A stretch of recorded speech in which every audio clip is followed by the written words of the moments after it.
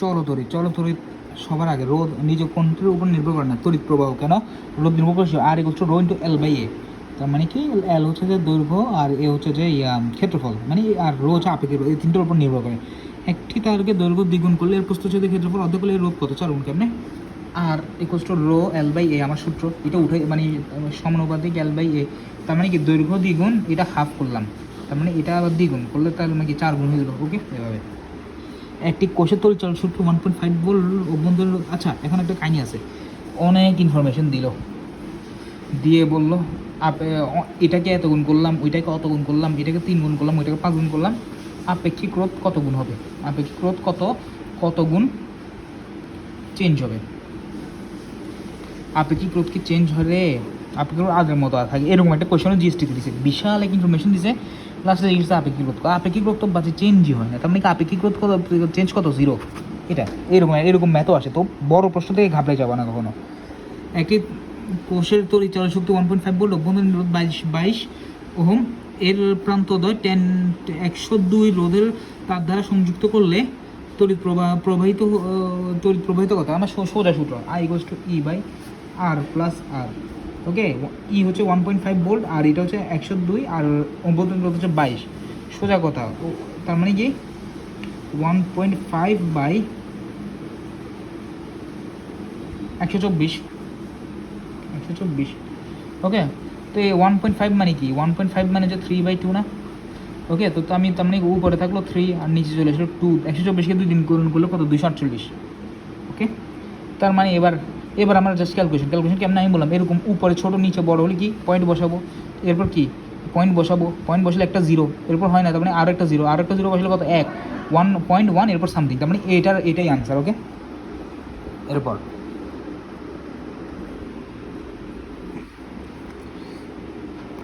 4 × 10 metre পর প্রস্থচ্ছেদ ক্ষেত্রে একটি পরিবাহীর ভেতর দিয়ে 5 অ্যাম্পিয়ার তড়িৎ প্রবাহিত হচ্ছে।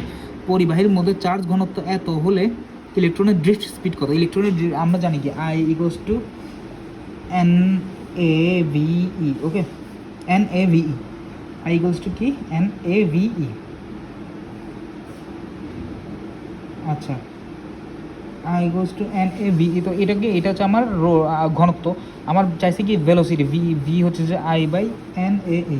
তার মানে কি উপরে থাকবে 5, নিচে থাকবে কত, সবার আগে যা দেওয়া আছে ক্ষেত্রফল দেওয়া আছে 4, সবার আগে n দেওয়া আছে, n কত 5 × 10⁻26, এরপর ক্ষেত্রফল দেওয়া আছে 4 × 10⁻6, এরপর ইলেকট্রনের চার্জ কত 1.6 × 10⁻19। আচ্ছা, 10⁻6 10⁻19, তাহলে কত হয় 10⁻25, এখানে যে 10⁻26, তার মানে এটা থাকলে কি, মানে কি উপরে থাকে 5 আর নিচে থাকে একটা 10 থাকে গুণ দেওয়ার জন্য। আচ্ছা, এরপর এটা কত 5 4 আর এটা হচ্ছে 1.6, 4 5 20, ওকে 4 5 20,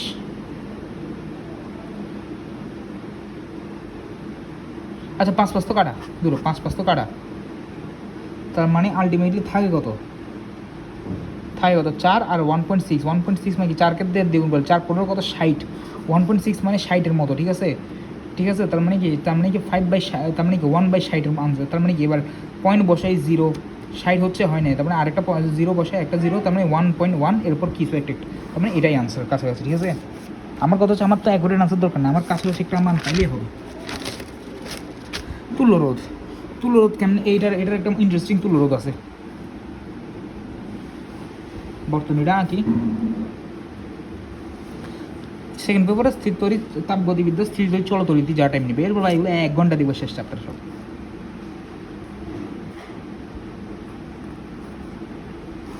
এখন মজার বিষয়,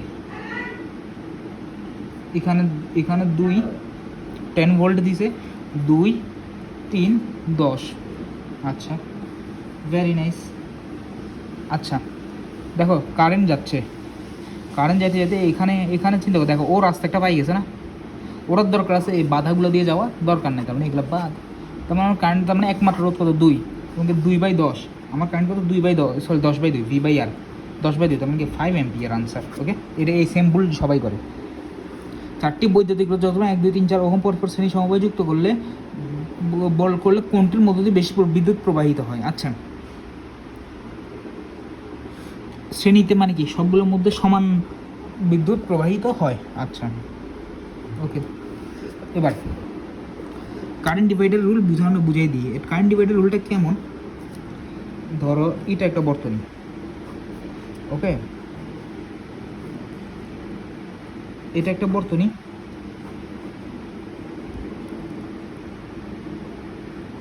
এটা R1, এটা R2। এখানে আমার ভোল্টেজ কত দিছে? আচ্ছা, কিছু একটা দিতে বলতে, তার মানে আমার কথা হচ্ছে যে আমার তড়িৎ বের করবো। তড়িৎ কত? আমি I1 বের করতে হচ্ছে। অর্থাৎ এটার মধ্যে দিয়ে প্রবাহিত তড়িৎ আমি কেমনে বের করবো? এটা বের করার জন্য I1 বের করতে চাইছি না, দাগ দিব, উপরে R2 লিখবো, নিচে R1 plus R2 into I, শেষ, শর্টকাট। তো এখন আমার এখানে কি দিছে? এটার তড়িৎ প্রবাহ বের করতে বলছে। তার মানে কি আমার বলছে যে কত? R3 হচ্ছে 2, এটার উপর দিয়ে প্রবাহিত তড়িৎ বের করতে বলছে। তার মানে কি আমার উপরে হবে কত? এটা উপরে হবে, এটা 2 হয়ে যাবে, 2 + 2 × 1, তার মানে কি 0.5 অ্যাম্পিয়ার। দেখছো? ওকে। এরপর কোনো বাড়ির মেইন মিটারে 10 অ্যাম্পিয়ার 220 ভোল্ট চিহ্নিত করা আছে। কতগুলো 100 ওয়াটের বাতি নিরাপত্তার সঙ্গে পূর্ণ শক্তিতে ওই বাড়িতে ব্যবহার করা যাবে? কতগুলো বাতি? 100 ওয়াটের বাতি। আচ্ছা, আছে কত? এত। তার মানে আমি ওয়াট বের করি। এটা গত বছর জিএসটির কোশ্চেন, লাস্ট ইয়ার, মানে গত বছর আসছে, সিম্পল কোশ্চেন। মেইন মিটারে এত ভোল্ট চিহ্নিত, তার মানে কত? P = VI, তার মানে কি 220, তার মানে কি 2200। 100 ওয়াটের কয়টা? 100 ওয়াটের কয়টা? তার মানে এটাকে 100 দিয়ে ভাগ দিলাম, মানে 22টা আনসার। দেখছো, এইটুকু ম্যাথ জিএসটিতে আসে। গতবার জিএসটি ম্যাথ এত কঠিন করছে, সবার ভাষার মধ্যে ম্যাথ আসছে এগুলা। এখন কত ছোটো পারো না কেন? নাম্বার 1 স্ট্রেস, নাম্বার 2 প্রশ্নগুলো বড়, মানে বড় প্রশ্ন থেকে একটু ভয় পেয়ে যাও। কিন্তু না, বড় প্রশ্ন থেকে ভয় পাওয়া যাবে না, ঠান্ডা মাথায় দেখতে হবে। স্কুলের জন্য পরীক্ষার হলে নার্ভ ধরে রাখা ইম্পর্টেন্ট। প্রতিটাই পারা ম্যাথ, জাস্ট একটু প্রশ্নটা করতে হয়। চলো তো ভিডিওতে বিশালই যাচ্ছে। 27 ওহম রোধের একটি তারকে সমবাহু ত্রিভুজের আকারে সাজানো হলো। এই ত্রিভুজের মাধ্যম বাহুর প্রান্তদের মধ্যবর্তী তুল্যরোধ কত? ওকে, 9 ওহম। এই ত্রিভুজ এটার মধ্যে দিয়ে সাজাইছে, ওকে, এখানে 9, এখানে 9, এখানে 9। এবার তুল্যরোধ কত? তুল্যরোধ চাইছে এদের মধ্যে, প্রান্তদের মধ্যে তুল্যরোধ চাইছে।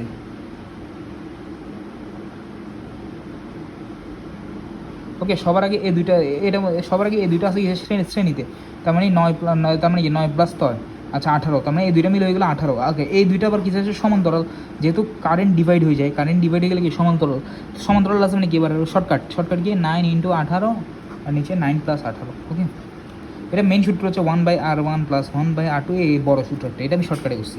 তো এটা শর্টকাটে যদি করা হয়, এখানে নিচে কত হয়? 9 × 8 = 17, 27, আর উপরে কত হয়? 162। ওকে, 27কে 162 দিয়ে কাটো, কত হয়? এটাকে 2 দিয়ে কাটো, সরি 2 4 দিয়ে 8, এটাকে 3 দিয়ে যায়, এটাকে 3 দিয়ে যায়। ওকে, এটাকে 3 দিয়ে গেলে কত? 3 নং 27, আর এটাকে 3 গেলে কত? 150। 150কে 3 দিয়ে গেলে কত? 50। 150 + 4 মানে 54। 6 ওহম আনসার। 40 ওহম ও 60 ওহমের একটি বাতির শ্রেণী সমবায় কোন বাড়িতে বেশি আলো দিবে? কম ওয়াট বেশি আলো। 40 ওয়াট বেশি আলো দিবে। একটি হুইটস্টোন ব্রিজে 4টি বাহুতে যথাক্রমে এত ওহমের 4টি রোধ সংযুক্ত আছে। চতুর্থ বাহুকে কত মানে রোধ শ্রেণী সমবায় যুক্ত করলে ব্রিজটি সাম্যাবস্থায় আসে? আমরা জানি হুইটস্টোন ব্রিজের সূত্র কি? P/Q=R/S। তার মানে কি P কত? 16/18, 10/S, 10/S, যেহেতু আমাকে বলছে 4 নম্বর বাহুতে, ওকে। তার মানে S = 10 × 18/6, 30 আছে কত? 20 লাগবে, 30, আর এক্সট্রা অ্যাড করতে হবে কত? 10 আনসার। মিটার কীভাবে বর্তনীতে কীভাবে যুক্ত হয়? শ্রেণীতে। ভোল্ট মিটার কীভাবে যুক্ত হয়? সমান্তরালে। 90 রোধের গ্যালভানোমিটারের সাথে 102 রোধের একটি শান ব্যবহার করলে মূল প্রবাহের শতকরা কত অংশ গ্যালভানোমিটারের মধ্য দিয়ে প্রবাহিত হয়? আচ্ছা, গুড কোয়েশ্চেন।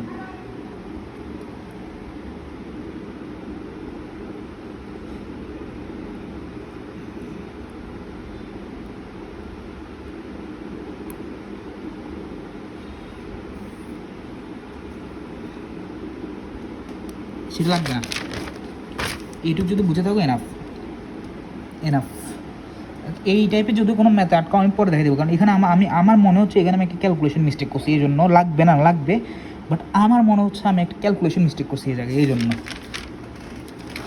বাজে রাত জায়গায় জায়গায় লিখছি, ক্যালকুলেশন মিস্টেক হইতে পারে। এমনকি স্থির তড়িৎ ধরবো, ভিডিওটা তো বেশি লং হয়ে যাচ্ছে, স্থির তড়িতে বেশি কিছু নাই বাট ধরা যায়। আচ্ছা, স্থির তড়িৎ ভৌত আলোক বিজ্ঞান একসাথে ধরবো, এরপর আধুনিক পদার্থবিজ্ঞান, নির্ভর পদার্থবিজ্ঞান, এইখানে অল্প, এখানে আর 2 পেজ, মাত্র 2 পেজ, ওগুলো একটা, তার মানে আর 2টা ভিডিওতে ফিজিক্স সেকেন্ড পেপার শেষ।